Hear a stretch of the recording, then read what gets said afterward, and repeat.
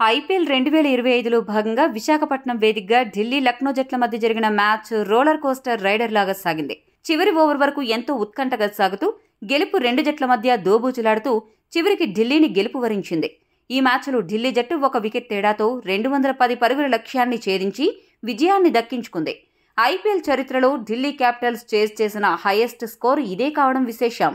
ఈ మ్యాచ్లో మొదట లక్నో బ్యాటర్లు మార్ష్, పూరన్ భీకర హిట్టింగ్తో మొదలైంది. ఆ తర్వాత ఢిల్లీ బౌలర్ల అద్భుత కంబ్యాక్ ఎంతగానో ఆకట్టుకుంది. ఇక ఢిల్లీ జట్టు ఓటమి ఖాయమని అనుకుంటున్న తరుణంలో చివర్లో వచ్చిన యువ ఆటగాళ్లు విప్రజ్, అశుతోష్ ఒత్తిడి సమయంలో ఆడిన కామియో మ్యాచ్కే హైలైట్గా నిలిచింది.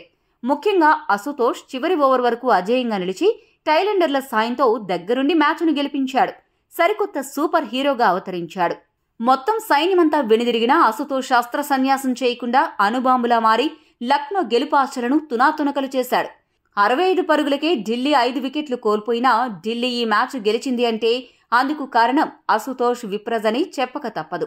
ఈ మ్యాచ్లో ఢిల్లీ జట్టులో కీలక ఆటగాళ్లైన డెత్ ఓవర్ స్పెషలిస్ట్ నటరాజన్, ఈ మధ్యకాలంలో దేశవాళీ క్రికెట్లో అద్భుతంగా ఆడిన కరుణ్ నాయర్ తుది జట్టులో లేకపోయినా ఢిల్లీ అద్భుత విజయాన్ని అందుకోవడం గమనార్హం. గెలిచే మ్యాచ్లో లక్నో ఓడిపోవడం ఆ జట్టుకు ఏమాత్రం మింగుడుపడి ఉండదు. ముఖ్యంగా ఎల్ఎస్జీ ఫ్రాంచైజీ ఓనర్ మామూలుగానే ఆటగాళ్లపై చిర్రుబుర్రులాడుతుంటాడు. అలాంటిది ఈ రోజు మ్యాచ్లో ఓటమి దెబ్బకు అతడికి నిద్ర పట్టదు అంటే అతిశయోక్తి కాదు. ఈ మ్యాచ్లో లక్నో ఓడిపోవడానికి ఆ జట్టు ఘోరమైన బౌలింగ్ ప్రధాన కారణం. ఆ జట్టులో ఉన్న కీలక బౌలర్లు అందరూ గాయపడ్డంతో చాలా తక్కువ అనుభవం, నైపుణ్యం ఉన్న బౌలర్స్తో లక్నో మ్యాచ్ను షేక్ చేసింది. కానీ గెలవలేకపోయింది. ఇక చివర్లో పంత్ ఒత్తిడి సమయంలో మోహిత్ శర్మను చివరి ఓవర్లో స్టంపౌట్ చేయలేకపోయాడు. అలా గనుక చేసి ఉంటే లక్నో గెలిచి ఉండేది. అలా పంత్ స్టంపౌట్ తప్పిదం లక్నోకు గెలుపు దూరం చేసింది. ఇక ఈ మ్యాచ్ హైలైట్స్ విషయానికొస్తే టాస్ గెలిచిన ఢిల్లీ జట్టు మొదట బౌలింగ్ చేయాలని డిసైడ్ అయింది. బ్యాటింగ్ ప్రారంభించిన లక్నో జట్టు ఆరంభంలోనే ఓపెనర్ మార్కరం వికెట్ కోల్పోయింది. మార్కరం కేవలం 15 పరుగులు మాత్రమే చేసి వెనుదిరిగాడు. అయితే మరో opener Mitchell Marsh, one down batter Nicholas Pooran ఇద్దరూ కలిసి పూనకాలు తెప్పించే బ్యాటింగ్తో ఢిల్లీ బౌలర్స్ను దంచుకొట్టారు. 200కు పైగా స్ట్రైక్ రేట్తో బ్యాటింగ్ చేసి ఢిల్లీ జట్టు గుండెల్లో రైలు పరిగెత్తించారు. దీంతో లక్నో స్కోరు రాకెట్ వేగంతో దూసుకెళ్లింది. పూరన్ 17 పరుగుల వద్ద ఉండగా స్పిన్నర్ విప్రజ్ బౌలింగ్లో సమీర్ రిజ్వీ క్యాచ్ డ్రాప్ చేశాడు. ఈ అవకాశాన్ని సద్వినియోగం చేసుకుని పూరన్ ఆకాశమే హద్దుగా చెలరేగిపోయాడు. దొరికిన బంతిని దొరికినట్లు బాదడం మొదలుపెట్టాడు. మార్ష్ కూడా తానేమీ తక్కువ కాదు అని నిరూపిస్తూ 21 బంతుల్లో 50 పరుగులు చేసి తన కెరీర్లో అత్యంత వేగవంతమైన అర్ధ సెంచరీని నమోదు చేశాడు. వీరిద్దరూ కలిసి రెండో వికెట్కు 87 పరుగుల భాగస్వామ్యం నెలకొల్పిన తర్వాత 36 బంతుల్లో 72 పరుగులు చేసిన మార్ష్ ముఖేష్ కుమార్ బౌలింగ్లో అవుట్ అయ్యాడు. ఆ తర్వాత కొద్దిసేపటికే తక్కువ పరుగుల వ్యవధిలో పంత్ 0 పరుగులకు కుల్దీప్ బౌలింగ్లో అవుట్ అవ్వగా 30 బంతుల్లో 75 పరుగులు చేసిన పూరన్ స్టార్క్ బౌలింగ్లో క్లీన్ బౌల్డ్ అయ్యాడు. మిగిలిన బ్యాటర్లలో ఆయుష్ బదోని 4 పరుగులకు, శార్దుల్ ఠాకూర్ 0 పరుగులకు, షాబాజ్ అహ్మద్ 9 పరుగులకు వరుసగా అవుట్ అయ్యారు. కానీ Lucknow middle order batter David Miller 19 బంతుల్లో 27 పరుగులు చేసి చివరి వరకు అజేయంగా నిలవడంతో లక్నో జట్టు 20 ఓవర్లకు గాను 8 వికెట్లు నష్టపోయి 209 పరుగులు చేయగలిగింది. ఈ మ్యాచ్లో లక్నో జట్టు 12 ఓవర్ల సమయానికి 1 వికెట్ నష్టపోయి 133 పరుగులు సాధించింది.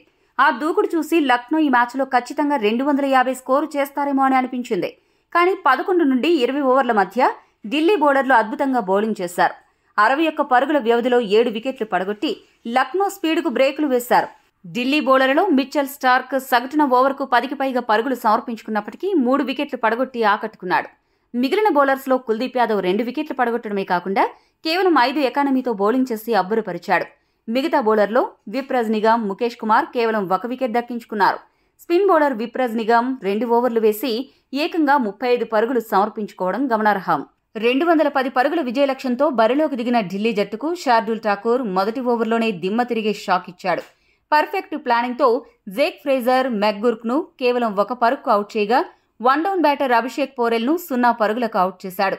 ఆ తరువాతి ఓవర్లో 4వ స్థానంలో వచ్చిన సమీర్ రిజ్వీ 4 పరుగులకే సిద్ధార్థ్ బౌలింగ్లో అవుట్ అయ్యాడు. దీంతో ఢిల్లీ జట్టు 7 పరుగులకే 3 వికెట్లు కోల్పోయింది. ఇటువంటి పరిస్థితుల్లో కెప్టెన్ అక్షర్ పటేల్, మరో ఓపెనర్ పాప్ డూప్లెసిస్ ఇద్దరూ కలిసి ఇన్నింగ్స్ను పునర్నిర్మించడానికి ప్రయత్నించారు.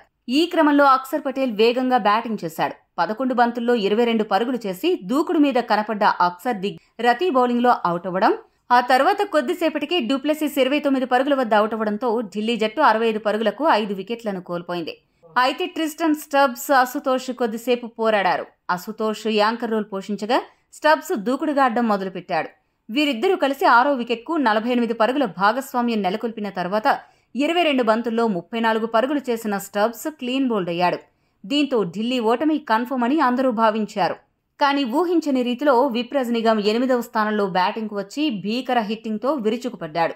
దొరికిన బంతిని దొరికినట్లుగా బాదేస్తూ ఢిల్లీ స్కోరు బోర్డును పరుగులు పెట్టించాడు. వరుసపెట్టి సిక్సర్లు, బౌండరీలు కొట్టడంతో ఢిల్లీ జట్టు గెలుపు అవకాశాలు ఒక్కసారిగా మెరుగుపడ్డాయి. ఇక ఢిల్లీ గెలుపుకు మార్గం సుగమం అవుతోంది అని అనుకుంటున్న తరుణంలో 15 బంతుల్లో 260 స్ట్రైక్ రేట్తో 39 పరుగులు చేసిన విప్రజ్ అవుట్ అయ్యాడు.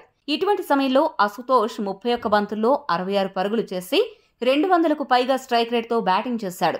టైలెండర్ల సాయంతో దగ్గరుండి గెలిపించాడు. అలా ఈ మ్యాచ్లో అశుతోష్ పుణ్యమాని ఢిల్లీ ఒక మరపురాని విజయాన్ని అందుకుంది. ఈ వీడియో మీకు నచ్చితే లైక్, షేర్, కామెంట్ చేయండి. మరిన్ని స్పోర్ట్స్ అప్డేట్స్ కోసం మా ఛానల్ను సబ్స్క్రైబ్ చేసుకోండి.